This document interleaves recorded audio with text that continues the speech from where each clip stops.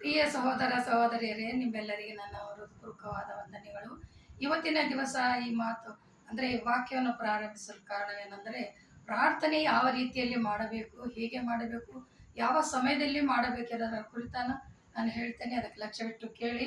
Mark 1:35 ಹೇಳ್ತದೆ ಏನಂದರೆ, ಇನ್ನೂ ಮಬ್ಬಿರುವಾಗಲೇ ದೇವರಾದ ಕರ್ತನು ಎದ್ದು ಅರಣ್ಯಕ್ಕೆ ಹೋಗಿ ಪ್ರಾರ್ಥಿಸುತ್ತಿದ್ದನು ಅಂತೇಳಿ.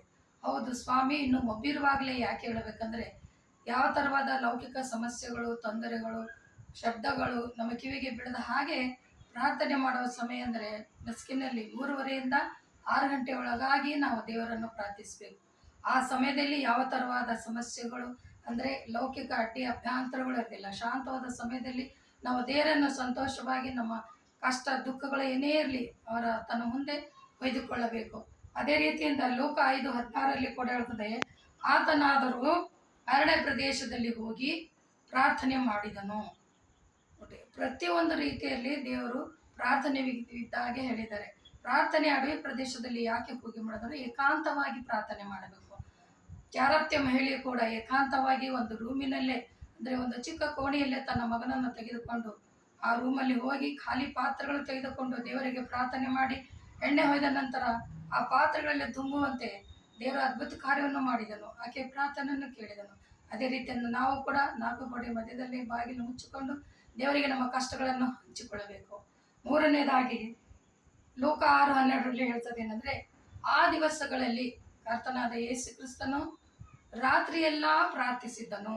ಯಾಕೆ ರಾತ್ರಿಯಲ್ಲಿ ಪ್ರಾರ್ಥಿಸಿದನೆಂದರೆ, ಆತನಿಗಿರ್ತಕ್ಕಂಥ ತೊಂದರೆಗಳು ಏನಂದರೆ, ತನ್ನಲ್ಲೇ ಜೊತೆಯಾಗಿದ್ದಂಥ ಇಸ್ಕರಿಯೋತ ಆತನ ಸಂದೇಶಗಳನ್ನು ಕೇಳುತ್ತಾ, ಆತನ ಸುವಾರ್ತೆಯನ್ನು ಸಾರುತ್ತಾ, ಆತನ ಜೊತೆಯಲ್ಲಿ ಇದ್ದ ಆತನು ತಿರುಗಿ ಒಂದು ದಿವಸ ಯಾಜಕರು ಹಾಗೂ ಫರಿಸಾಯರ ಮಾತು ಕೇಳಿ 30 ನಾಣ್ಯಗಳಿಗೋಸ್ಕರ ಆಸೆ ಬಿದ್ದು ಆತನು ದೇವರನ್ನು ಹಿಡಿದುಕೊಡಲು ತಯಾರಾದನು.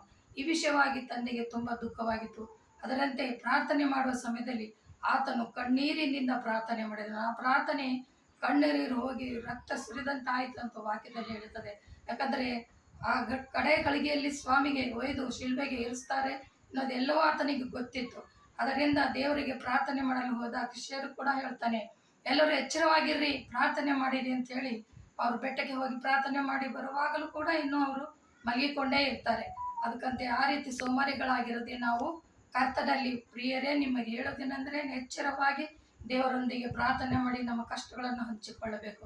ಆ ಕಷ್ಟಗಳನ್ನು ಹಂಚಿಕೊಂಡು ಅದಕ್ಕೆ ಉತ್ತರವಾಗಿ ಏನಿರ್ತದಂದರೆ, 2 ತಿಮೋಥಿ 4:17 ಹೇಳ್ತದೆ, 17 ಹಾಗೂ 18 ಹೇಳ್ತದೆ ಏನಂತಂದರೆ, ಕರ್ತನಾದ ದೇವರು ನಮ್ಮ ಜೊತೆ ಇದ್ದು ನಮಗೆ ಬೇಕಾದ ಎಲ್ಲ ಅವಶ್ಯಕತೆಗಳನ್ನು ತೀರಿಸುವನಾಗಿದ್ದಾನೆ.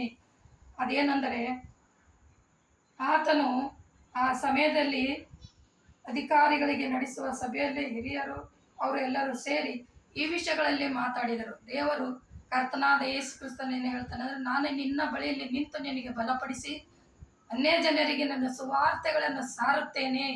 ಆ ಸುವಾರ್ತೆಯನ್ನು ಅವರು ಕೇಳುವಂತೆ ಮಾಡುತ್ತೇನೆ. ಕೇಳಿದ ನಂತರ ಅವರು ನಿನ್ನ ಕಡೆ ತಿರುಗಿಕೊಳ್ಳುವರು. ನೀನು ಯಾವ ತಪ್ಪು ಮಾಡದೆ ದುಷ್ಟಾತ್ವದಿಂದ ದೂರವಾಗಿದ್ದು ಪರಲೋಕಕ್ಕೆ ಮಾರ್ಗಕ್ಕೆ ನಿಮಗೆ ಸೇರಿಸುವೆನು. ಯುಗಾಂತರಲ್ಲಿ ಸ್ತೋತ್ರ ಆಮೇನ್ ಅಂತೇಳಿ ಆ ವಾಕ್ಯ ಹೇಳ್ತದೆ. ಅದೇ ರೀತಿಯಿಂದ ಕರ್ತನೆ ನಾವು ಕೂಡ ಕರ್ತನ ಮುಂದೆ ಕೈ ಜೋಡಿಸಿ ಮೊಳಕಾಲೂರಿ ಪ್ರಾರ್ಥನೆ ಮಾಡಿದಾಗ ನಮಗೆ ಬೇಕಾದ ಸದುತ್ತರವನ್ನು ಕೊಡುವತನಾಗಿದ್ದಾನೆ. ಪ್ರಾರ್ಥನೆ ಮಾಡೋಣ. ಪರಿಶುದ್ಧನೇ ಪರಿಶುದ್ಧನೇ, ದೂತಗಳ ಒಡೆಯನೇ, ಸೇನಾಧೀಶ್ವರನೇ ಅಪ್ಪ, ನಿನ್ನ ನಾಮಕ್ಕೆ ಕೋಟಿ ಕೋಟಿ ಸ್ತೋತ್ರಪ್ಪ. ಈ ಸಮಯದಲ್ಲಿ ಪ್ರಾರ್ಥನೆ ಮಾಡುವಂಥ ಸಮಯದಲ್ಲಿ ಪ್ರಾರ್ಥನೆ ಏಕಾಂತವಾಗಿ ಮಾಡಬೇಕು ಹಾಗೂ ಕಣ್ಣೀರಿನ ಪ್ರಾರ್ಥನೆ ಮಾಡಬೇಕು. ಈ 3 ಪ್ರಾರ್ಥನೆಗಳ 2 ತಿಮೋಥಿ 4:16, 17, 18 ಹೇಳಿದ ಉತ್ತರವನ್ನು ಅವರಿಗೆ ತಿಳಿಪಡಿಸಲಾಗಿದೆ. ಅದರಂತೆ ನಾವು ಕೂಡ ನಿನ್ನ ಮಕ್ಕಳಾಗಿ ಪರಲೋಕ ರಾಜ್ಯಕ್ಕೆ ಸೇರುವ ಹಾಗೆ ನಾವು ಪ್ರಯತ್ನ ಮಾಡುವಂತೆ ಕೃಪೆ ಮಾಡಿ. ಈ ಕಡೆ ಗಳಿಗೆಯಲ್ಲಿ ಕರ್ತನೆ ಎಲ್ಲ ಜನರನ್ನು ವಾಕ್ಯವನ್ನು ಕೇಳಿ ಅದರಂತೆ ನಡೆದುಕೊಳ್ಳುವಂತೆ ನಿನ್ನ ಆಶೀರ್ವಾದ ನೀಡಬೇಕಾಗಿ ಕರ್ತನೆ ನಿನ್ನೊಂದೇ ನಾಮದಲ್ಲಿ ಬೇಡಿ ಹೊಂದಿದ್ದೇನೆ ರಕ್ಷಕ. ಆಮೇನ್.